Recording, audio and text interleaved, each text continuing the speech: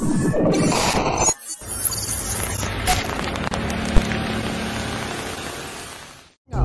10 can't give me that Bruce Banner.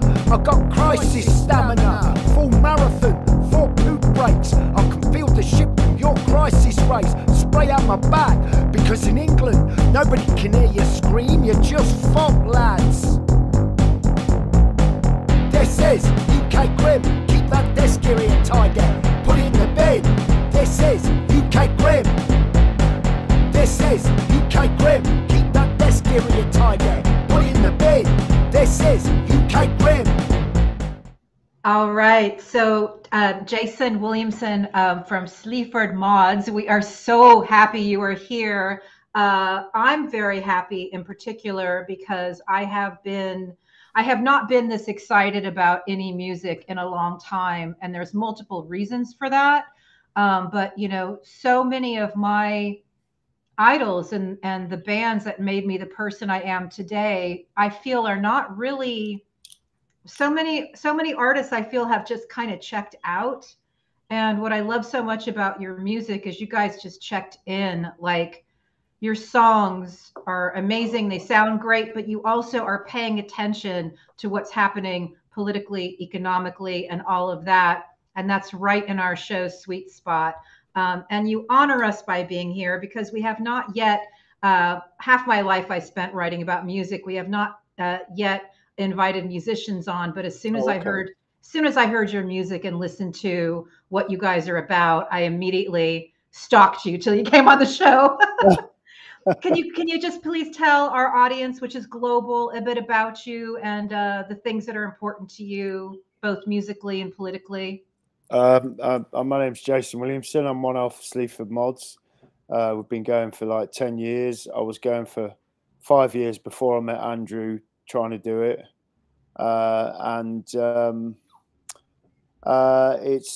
It came out of struggle, really, of dead end jobs and, you know, no prospects. I was born a creative, so that was something I was always going to do, and nothing else was going to be adequate enough. So until the band took off, life was quite crap, you know what I mean? So and I just took menial jobs because I wasn't interested. I'm not a business-minded person like that, you know what I mean? So I was always doing sort of menial jobs. You know, it suddenly dawned on me that, you know, the struggle is real. You know, the cliche is quite true, isn't it? So yes. So yeah, and I started. Well, it was born out of the fact that I was always pissed off and depressed and relying on drugs and alcohol, and basically being very, you know, irresponsible, not a very nice person. And why was this? And I started to look at the things around me. You can't blame everything for your own downfall. That's just stupid. But there are certain things in society that do contribute to most people's downfall, and that's social standing, that's no money, education, trauma, etc., etc. So I started to look at these things and my place in these things in society, who I was, which was nothing. I was nothing, you know, still am nothing really, you know. So I then began to paint a picture of my life on a daily basis that consisted of all of these realizations and this ongoing, you know, this ongoing self-education. I think lyrically you're amazing. So it's funny when I hear an artist talk about themselves, and I feel like you just cut right to the chase, the way that Tim Armstrong does in Rancid, the way some of the people who I think are the great poets in punk do. And I happened to have lunch yesterday with a friend of Joe Strummer's, my friend Harry the dog, and it happened to be the 46th anniversary of the first release of the first Clash album. And Harry and I sat there yesterday and we're like, what would Joe be doing if he saw that things were moving toward authoritarianism, things were moving toward fascism, you know, people were depressed, things were too expensive? He just wouldn't sit around. He would actually be writing music that would help lift people up and lift people out. And I just feel like your music does such a brilliant job of describing how things really are in kind of the way that a Banksy image might make you think about things. And I would love you just to talk about that, because clearly as an artist, you could just, you know, do anything you want, but you actually choose to write songs and albums about austerity and Tory Kong, and you do it in a wry way that's funny as well. But you kind of like, what's in you that makes you actually address the things that people are going through? Well, when I started really severely failing all the time, I couldn't believe it. I couldn't believe the situation I was in. I couldn't believe how dark that situation was, mostly. Primarily because I'd let myself become that dark as well, I might add, you know. It was then that I became as one with it and very close to it. And that was the forevermore for me. That is the eternity for me. There is nothing else to try and communicate apart from that. And I think that still stands today, even though I'm a happier person. I've got money in the bank. I'm sober. I've got a family. I've got belongings, material possessions. I'm a capitalist. Do you know what I mean? But at the same time, those old beliefs still stay with me. Of that perception will never go away. It was all there was to write about years ago, and I think it still is. But obviously, the trick is you are being challenged constantly with it, because it's not going to give itself to you. And I'm not saying it gives itself to me anyway. I'm not saying that I achieve all the time, creatively speaking. But you've got to really work at it, and you've got to adapt it to how you are, how you move forward in life, you know. But I think it's something that I think it's a responsibility for any artist to try and communicate the degradation, really. Yeah, I'm sure Hi-Fi has a question, because I got a couple more. Go ahead, Hi-Fi. So you and me, we're Gen X, and you know what I see now, it's kind of the same crap we went through in like the 80s, right? Greed is good. It's a class war. They're attacking everything that would possibly help lift people up, like you mentioned, education, right? They're using the tools of racism. You know, in America, it's white supremacy. In England, they're using immigrants. It's the same bullshit, and we're being subjected to it again, except this time it's like they're doing a full court press. How do you express that to your audience? I don't know, really. It's quite a big question, that, I suppose. How do I express that? In just little things, in describing the color of a brick, or in describing the frustration at standing in a queue, or driving down an high street, or going to the toilet for a shit, you know, and any of those things, to me, embody the here and now of control. And it's always been this way. And capitalism needs that. So, you know, capitalism's been around for what, 200 years? 300 years? More than that? I don't know. 200 years. The free market's been around for what, 50 years? It needs that. It needs chaos and disruption. It needs a crisis. You know, it needs fascism and racism. These are, you know, important tools for its well-being. So it's just a revolving wheel of the same repetitive devices. And so it's no longer enough to just say racism, capitalism, white supremacy, you know, immigrants. It's no longer enough to say that. I think the power lies in not directly expressing these political devices, but merely just talking about the environment around you, but in a way that is almost detached from all that. Do you know what I mean?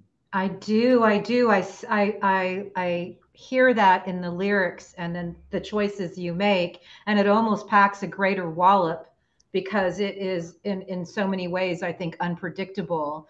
Do you in your own community, are you already experiencing what we are experiencing here in America, where they keep picking people off? And what I mean by that is that, you know, a friend of mine who 2 years ago completely believed in vaccines now has been brainwashed to think that they, you know, you know, they're dangerous. And, you know, there's all this disinformation through the internet infecting people's brains like a digital poison. And I don't know if you are seeing people that used to think, you know, normally about things turn into like you know, invasion of the body snatchers, or if you've seen any impacts like that.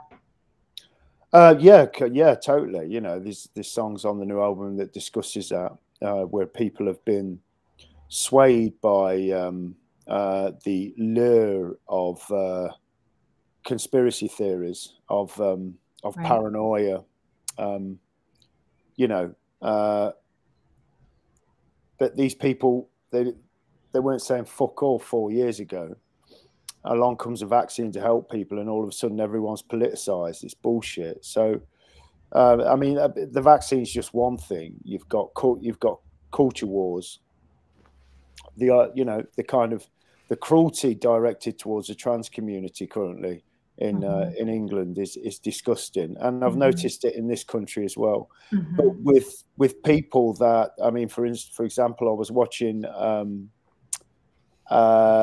somebody talk about violence in the hip hop community the other day, this guy, and he had a really interesting take on it, about how education, how it all needs to be turned on its head and turned around. And so I followed him on Twitter. 2 days later, he's posting things about a trans person being thrown out of a sports competition, and you know, more of this needs to happen was his headline, which is, it's astonishing. And yet these people can have these perceptions and outlooks, this intelligence, and yet be totally swayed by something else that in my opinion, not just in my opinion, but you know, it's just basically wrong. It's cruel. Yes. So yes, there is so much misinformation and also conflict within people as to what they believe. Yet it's no longer left or right or centrist. It is an amalgamation of complete belief chaos almost in a lot of people. I was just going to use that word chaos. What we're a target nation of cognitive warfare, where the whole idea is to cause chaos and destabilization, push people further to the left, further to the right, removing the center where we used to come together for community and, you know, family and to get things done. So we are being artificially forced to war with each other through the issues, like you said, the culture wars that spark people to kind of lose their damn minds. And again, I'm very grateful to the artists like yourself who step in and actually give voice to some of this stuff. And I kind of want to talk about the style of your music, if you're willing to, because, you know, I grew up going to soul clubs, and then, you know, wrote a book with Ice-T and about Tupac, and then married a first generation punk and got completely involved in, you know, that style of music. So my loves are like, you know, in your music, the things that I absolutely love: punk rock, you know, protest, as well as like, you know, rap. And I'm curious, like, if that's just sort of reflective of everything that you loved, or kind of stylistically, how did you come up with with what you do, because I think it's really unique and super fresh, and I love it. Well, thank you. Just through hip hop, punk, mod, Motown, soul music, Northern soul, anything really, rock and roll to a certain degree, anything that's good. Doesn't necessarily go into the music that we release. I think it's a strict mixture of, I don't know, actually, it's electronica, hip hop, punk. It's those three things, I think. But Yeah. but I listen to anything, absolutely anything. I love the fact that your first song was from a Ronnie Size sample. Like, I DJ'd back then. Ronnie Size is like, really good, really good. Anything good, really. Yeah. Anything that's cool. Cool gets a raw deal these days, but I still believe in the idea of cool. It's got to be cool. Yeah. You know what I mean? It's got to be good. It's got to be tasteful. So it can be anything, really, but we tend to stick to a formula that, although it progresses with each album, it progresses in the way I think music should do, which is slowly. I mean, we're not geniuses, you know what I mean? We're not going to come out with something completely mind-blowingly different on each album, which is surprisingly what a lot of fucking people expect you to do, you know what I mean? But the Ramones never did. The Ramones put out the music that they liked and they never deviated. So this is it. So it's just, you've got to take it on the chin, I think, in this game. And people aren't always going to like what you do. People will move on from what you've done and go and check something else, because that's just human nature. But we've been lucky up to fortunate in the sense that that Sleaford Mods just seems to be getting bigger. Do you know what I mean? And better to a certain degree. So great. And who's the bass lover in the family? Because there are some funky ass bass in your music. I love bass, and I'm just like, oh, I like that bass line. Well, I got very influenced by an album called shit, me, I forgot what it's called. It'll come to you, and we can always Tales from the Double Gone Chapel by Two Lone Swordsmen, which features lots of heavy bass led songs by two blokes called Andrew Weatherall and Keith Tenniswood, who were Two Lone Swordsmen. And Andrew's since passed away, but Keith's still around, and I've got to know him a little bit. It's a seminal album, really. If you've got time, have a listen.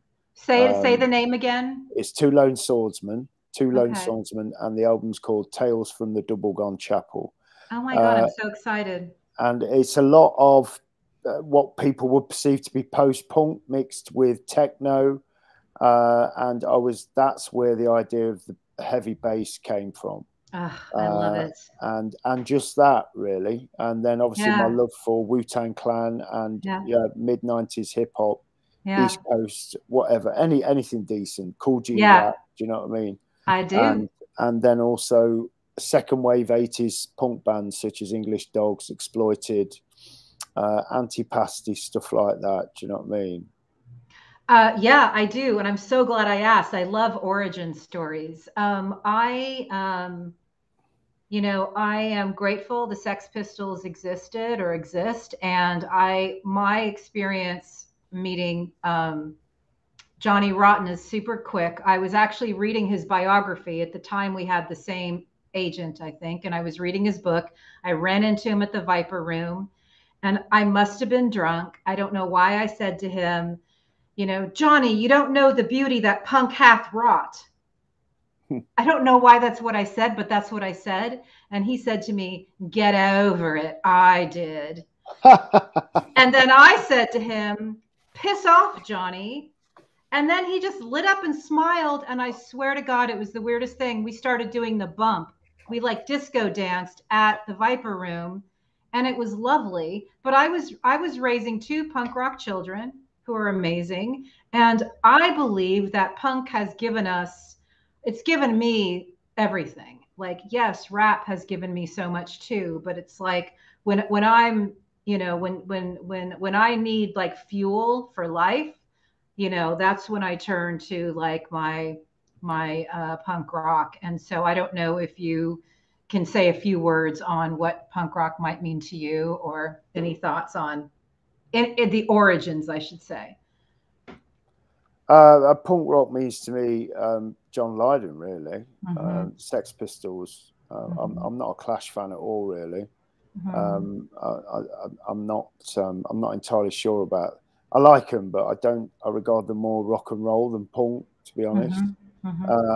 So yeah, it's basically just Steve Jones, Glenn Matlock, Paul Cook, and John Rotten, and Sid Vicious, obviously, as well. That you know, when I think about punk rock, I think about them. Do you know what I mean? That's what punk rock means to me.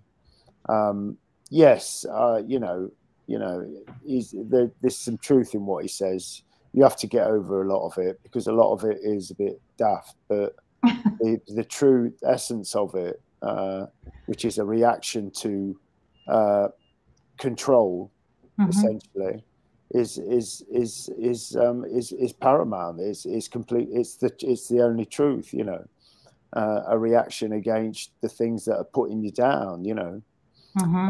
And so, but also to record the chaos of human behavior. Yes. It's not just politics. As a race of people, we're completely chaotic. I mean, I don't really know half the time what people think that they're going to get by demanding freedom all the time. I mean, what the fuck is freedom? You know, freedom to me is just chaos. It's more chaos. So, you know, life is chaos. But, you know, it just so happens that sometimes somebody comes along and they've got big ideas and they think they're better than everybody else. That's just completely wrong. And so that is my corruption. That is my bad politics. You know what I mean? So, and as we all know, there's lots of these people about currently, and through the timeline of history. So, so yeah, you know, that's what punk rock means, really.